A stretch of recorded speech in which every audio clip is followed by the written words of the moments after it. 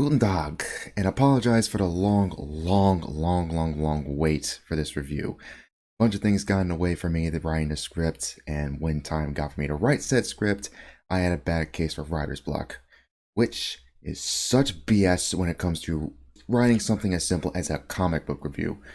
But other than that, we're here now. Let's get a little messy, put our straps on, and go through Uber.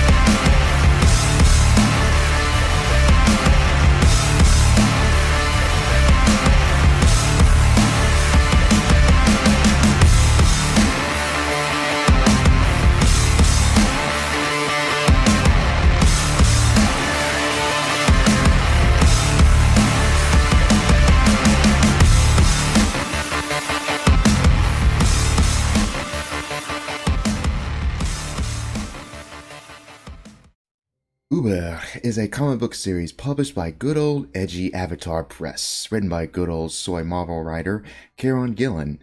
Uber is an alternate history where World War II takes a different turn, shall we say.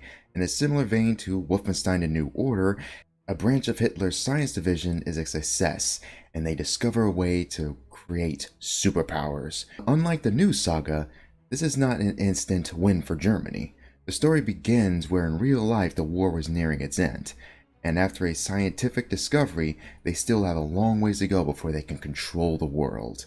And that is one of the great things about Uber, is its well done attention to detail. As the story unfolds, you can see the level of planning and research that went into the series. And not only that, power system between the supers are also well constructed.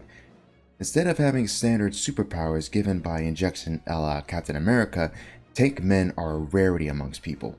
If you take the injection known as Woden's blood, there's a high chance you will die. Violently. And if you survive, there is a possibility that you'll become one of several variations of these tank men. An individual who has increased speed, invincibility to gunfire and tank fire might have the power of a freight train, but that is not all the variations of said tank men.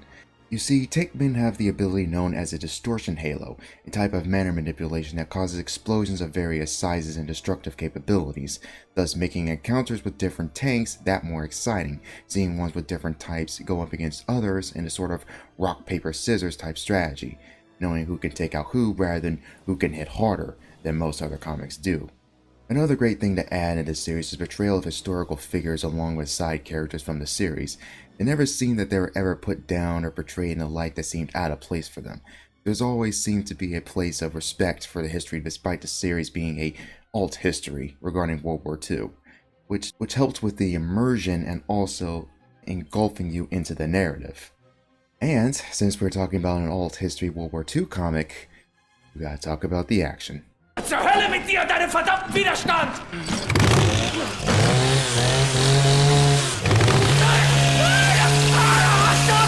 Boom, boom, boom, boom. Ich schieß dich einfach ab. It's pretty damn good, but it's pretty damn violent as well, and I would not have it any other way. I cannot preference enough how much Uber does not shy away from the brutality nor of not only war itself, but how Nazis might act in combat if they were given straight up Superman-like abilities. People get torn in half, blown up, ripped to shreds, heads explode like melons, bones break and shatter in some of the most brutal, disgusting ways, and much more. The art done by Ken White is fantastic, maintaining a realistic detail style throughout, as well as crafting some of the most memorable, brutal moments of the series.